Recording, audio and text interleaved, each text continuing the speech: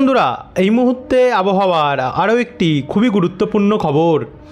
অবশেষে ফের বঙ্গের সাগরে নতুন করে ঘূর্ণাবর্ত সৃষ্টি, যেটা আপনাদেরকে আমরা গত কয়েকদিন ধরেই জানাচ্ছিলাম যে দক্ষিণ চীন সাগরে একটি নতুন টাইফুন সাইক্লোন তৈরি হয়েছে, যেটা উপকূলে আছড়ে পড়ার পর আমাদের বঙ্গের সাগরে আসতে পারে এবং আসার পরে সেটি ঘূর্ণাবর্তে অর্থাৎ গভীর নিম্নচাপের রূপ নিতে পারে। সেটাও আপনাদেরকে একটা জানিয়েছিলাম, কিন্তু সেটা 100% কোনো গ্যারান্টি কিন্তু আমরা দিইনি, কারণ আমরা সেই সময় অতটা আপডেট পাচ্ছিলাম না ওই নিয়ে। কিন্তু আজ এই মুহূর্তে আমরা দেখতে পাচ্ছি যে আবারও নতুন করে একটি ঘূর্ণাবর্ত পরিস্থিতি কিন্তু লক্ষ্য করা যাচ্ছে দক্ষিণ মধ্য বঙ্গোপসাগরে, এবং এতে বজ্রপাত এবং বৃষ্টির পরিমাণ ভারী রয়েছে। তারই সঙ্গে সঙ্গে এতে কিন্তু বায়ুর ঝাপটা মোট দেখতে পাচ্ছি আমরা 64 কি 65 কিলোমিটার উপরে দমকা ঝড়ো হাওয়ারও বেগ থাকতে পারে। এর প্রভাবে আমাদের আন্দামান এবং নিকোবর দ্বীপপুঞ্জ একই সঙ্গে ভারতের দক্ষিণ এবং পূর্বভাগের রাজ্যগুলিতে যেমন চেন্নাই, নাল্লোর, বিজয়ওয়াড়া, কাকিনাড়া, অন্ধ্র, এই সমস্ত জায়গাগুলিতে, তামিলনাড়ু দিকগুলিতে দমকা ঝড়ো হাওয়া বইতে পারে এই ঘূর্ণাবর্তের কারণে। তারই সঙ্গে বৃষ্টি তো রয়েছে, সেটা আপনাদেরকে শুরুতেই দেখালাম। অর্থাৎ এই ঘূর্ণাবর্তে কিন্তু আবারও নতুন করে বৃষ্টির আশঙ্কা যোগাচ্ছে বিভিন্ন জেলায় জেলায়। তো চলুন আপনাদেরকে দেখাই কোথায় কোথায় কত বৃষ্টি হতে পারে, কবে কখন কোথায় এই ঘূর্ণাবর্তটি গিয়ে আছড়ে পড়বে এবং আমাদের বাংলার আবহাওয়া কেমন থাকবে, বাংলায় কেমন বৃষ্টির সম্ভাবনা রয়েছে। তো সম্পূর্ণ তথ্য জানতে হলে এই ভিডিওটিকে বন্ধুরা আপনারা বিনা স্কিপ করে শুরু থেকে শেষ পর্যন্ত কিন্তু অবশ্যই দেখতে থাকুন। আমাদের এই ভিডিওটি আপনারা কোন জেলা থেকে দেখছেন, আজ কেমন আবহাওয়া রয়েছে সেখানে নিচে কমেন্ট বক্সে কমেন্ট করে জানাতে ভুলবেন না। আর ভিডিওটি ভালো লাগলে লাইক করে দিয়ে আমাদের চ্যানেলটিকে সাবস্ক্রাইব করে রাখতেও ভুলবেন না। তো চলুন আমরা শুরু করি। তো সবার প্রথম আপনাদেরকে আমরা দেখাবো যে কবে থেকে এই ঘূর্ণাবর্তটি তৈরি হচ্ছে, তারপরে আমরা এসে বাংলার আবহাওয়া আজকে কেমন থাকবে এবং তাপমাত্রা কেমন থাকবে আগামী 5 দিনে সেটা তুলে ধরবো। তো এখানে সোমবার 17 তারিখ থেকে কিন্তু আমরা স্পষ্ট দেখতে পাচ্ছি যে দক্ষিণ চীন সাগর থেকে প্রচণ্ড পরিমাণে জলীয় বাষ্পপূর্ণ বায়ু অর্থাৎ হাওয়া, সেটা কিন্তু আমাদের বে অফ বেঙ্গলে অর্থাৎ বঙ্গোপসাগরে প্রবেশ করবে।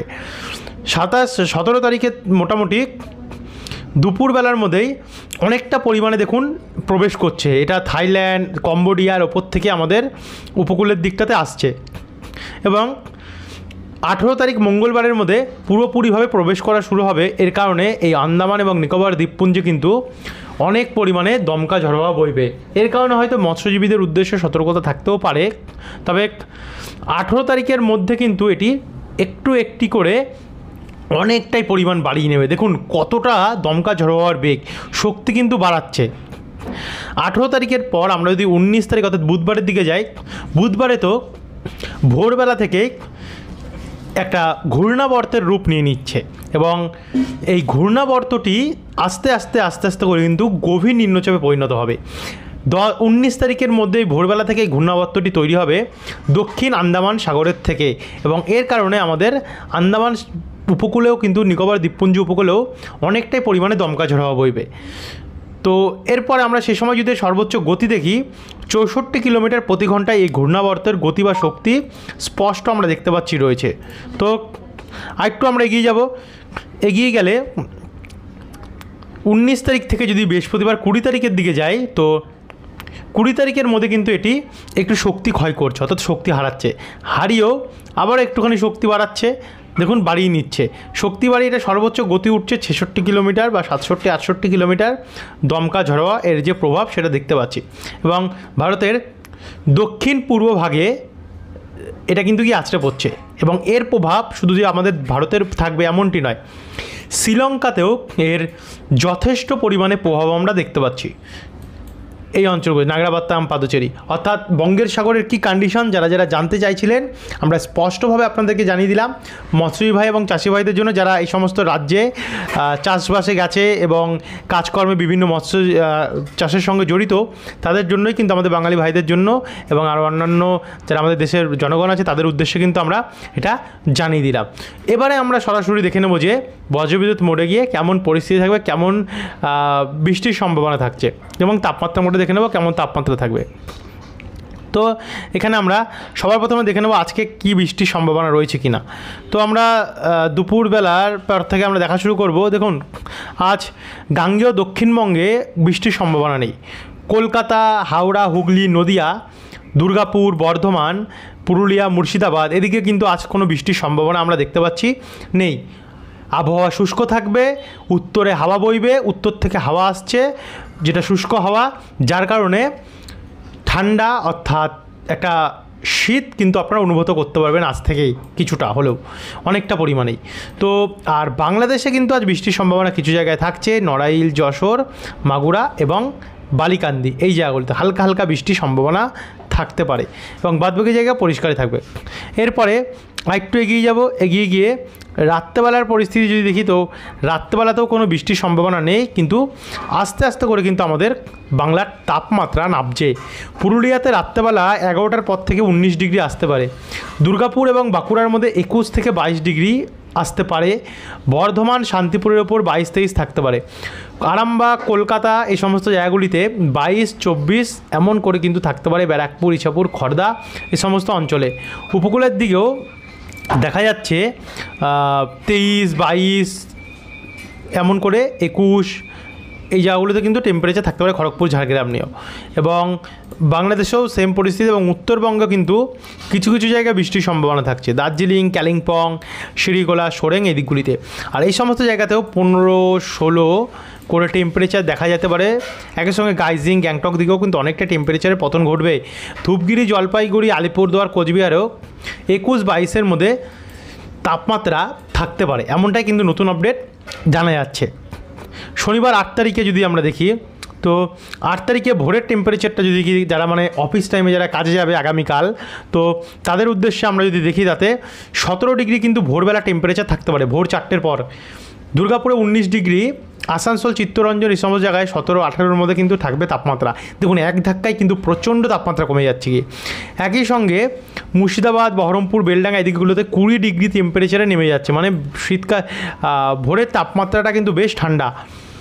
খড়গপুর দিকেও 19-20 করে তাপমাত্রা আমরা দেখতে পাচ্ছি। কলকাতা, খড়দা এই সমস্ত জায়গাগুলো, হাওড়া নিয়ে 20, 21, 22 এর মধ্যেই তাপমাত্রা থাকবে। উপকূলেও 22, 24, 23-এর মধ্যে দেখতে পাচ্ছি। যেহেতু উপকূলবর্তী অঞ্চলগুলিতে একটু গরম থাকে, তার কারণে তাপমাত্রাটা সমুদ্র থেকে আমরা দেখতে পাচ্ছি অঞ্চলগুলিতে একটু বেশি থাকবে। এদিকে বাংলাদেশেও তাপমাত্রা কিন্তু ঢাকা সমেত, ঢাকা, মেহেরপুর এই সমস্ত জায়গাগুলিতে 20, 21, 23-এর মধ্যে আমরা দেখতে পাচ্ছি রয়েছে, এবং উত্তরবঙ্গেতেও রয়েছে অনেকটা টেম্পারেচার, অনেকটা ডাউন হবে। তো এবারে আমরা দুপুরের টেম্পারেচারের পর থেকে যদি আমরা রাত্রের টেম্পারেচার দেখি, আপাতত 8 তারিখেও কোনো বৃষ্টির সম্ভাবনা কিন্তু আমরা দক্ষিণে দেখতে পাচ্ছি না, এবং উত্তরেও নেই বললেই চলে। রাত্রেবেলা টেম্পারেচারটা যদি আমরা দেখি, তো রাত্রেবেলা 9টার পর থেকে একটু একটু করে তাপমাত্রা নামা শুরু হবে। 11টার সময় 21 ডিগ্রি আসবে, এবং আগামী 9 তারিখ ভোরবেলা 19 ডিগ্রি তাপমাত্রায় কিন্তু নেমে যাচ্ছে কলকাতায়, এবং আশেপাশের জায়গাগুলি খড়দা, ব্যারাকপুর, ইছাপুর এই দিকগুলিতে 17 মধ্যে কিন্তু তাপমাত্রা নামছে। দেখুন, হাওড়াতেও 17 ডিগ্রিতে নামছে, এক ধাক্কায় কতটা তাপমাত্রা দেখুন নেমে যাচ্ছে। হাবড়া, চাকদা, পূর্ব বর্ধমান, নদিয়া এই দিকগুলিতেও 17 ডিগ্রি তাপমাত্রা আমরা দেখতে পাচ্ছি। মুর্শিদাবাদের দিকেও 17-র মধ্যে কিন্তু থাকছে। সিউড়ি, বীরভূমে তো কোথাও কোথাও 16 ডিগ্রি, আসানসোল, চিত্তরঞ্জনে 16 ডিগ্রির তাপমাত্রায় নেমে যাচ্ছে। পশ্চিম বর্ধমান, দুর্গাপুর নিয়েও 17-16-র মধ্যে থাকছে।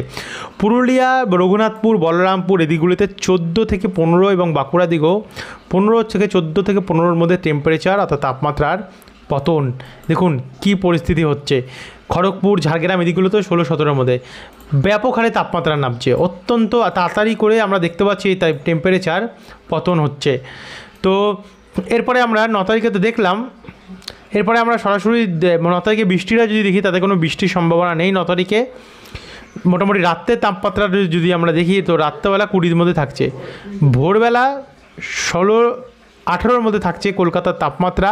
তার মানে আশেপাশে আরও কমতে পারে। আশেপাশে দেখুন 17 থেকে কিন্তু 16ই নেমে যাচ্ছে গিয়ে। চন্দননগর এই সমস্ত, ব্যারাকপুরে এই সমস্ত 16-17 কোথাও কোথাও আমরা দেখতে পাচ্ছি, এর মধ্যেই বজিয়ে থাকছে তাপমাত্রা। একই সঙ্গে পশ্চিম বর্ধমান, দুর্গাপুর এদিকে 16-14-র মধ্যে, দেখুন পুরুলিয়াতে 14-তে নেমে যাচ্ছে। দুর্গাপুর এদিকগুলোতে 15-16-র মধ্যে থাকছে, দেখুন কী হারে তাপমাত্রা নামছে। এদিকেও 16-র মধ্যে 17-র মধ্যে আমরা দেখতে পাচ্ছি মুর্শিদাবাদ, বহরমপুরে। উপকূলের দিকেও আমরা দেখতে পাচ্ছি 16-17-র মধ্যে, 18-র মধ্যে কিন্তু আপনারা তাপমাত্রা দেখতে পাচ্ছি রয়েছে এই দিকগুলিতে। বাংলাদেশেও সেম পরিস্থিতি আমরা কিন্তু দেখতে পাচ্ছি যে তাপমাত্রার পতন কিন্তু এতটা পরিমাণে ঘটতে চলেছে। 10 তারিখে অনেকটা টেম্পারেচার নামছে, 11 তারিখে তো আরও নামবে। কলকাতার ওপরে সরাসরি আমরা দেখতে পাচ্ছি 11 তারিখে 17 ডিগ্রি তো নামছেই। 16-17-র মধ্যে দেখুন এদিকের তাপমাত্রা কোথাও কোথাও 16 ডিগ্রি, কোথাও কোথাও তো 14 ডিগ্রি কি আছে, 14 ডিগ্রি আছে। দেখুন পূর্ব বর্ধমানে 14 ডিগ্রিতে নেমে যাচ্ছে গিয়ে এই সমস্ত জায়গাগুলিতে। পুরুলিয়া তো 13 ডিগ্রি টেম্পারেচারে নামছে। কী হারে তাপমাত্রার পতন ঘটতে চলেছে। শীতের আমেজ আশা করি আপনারা এটা থেকে অনুমান করতে পারছেন যে বাংলার ওপরে শীতটা এবারে কেমন পড়বে, এবং উত্তরবঙ্গেও কিন্তু বেশ তাপমাত্রার পরিস্থিতি চেঞ্জ হচ্ছে। দেখুন শিলিগুড়ি এদিকগুলিতে অনেকটা পরিমাণে 16-15 এমন করে 14 করে কিন্তু আমরা দেখতে পাচ্ছি, 11 কোথাও কোথাও দার্জিলিংয়ের ওপরে দেখা যাচ্ছে, কোচবিহার, আলিপুরদার এদিকে। এই হচ্ছে বর্তমানে পুরো গোটা বাংলার আবহাওয়ার পরিস্থিতি। তো যাই হোক, আপনাদেরকে দেখিয়ে দিলাম। এরপরে আরও আপডেটে আরও পরিবর্তন হবে, অর্থাৎ শীতের কন্ডিশন কিন্তু আরও বাড়বে। সেগুলো পাওয়ার জন্য কিন্তু অবশ্যই চাষি ভাইদের, যারা চাষবাসের সঙ্গে জড়িত, ভোরবেলা আমরা জানি যে তাদের চাষে কত ক্ষতি হয়, তো সেই সমস্ত ক্ষতি যাতে এড়িয়ে চলতে পারেন আমরা আগে থেকে কিন্তু আপনাদেরকে সতর্কতা জানাবো। যারা এখন অবধি সাবস্ক্রাইব করেন, সাবস্ক্রাইব করে রাখতে ভুলবেন না। ধন্যবাদ।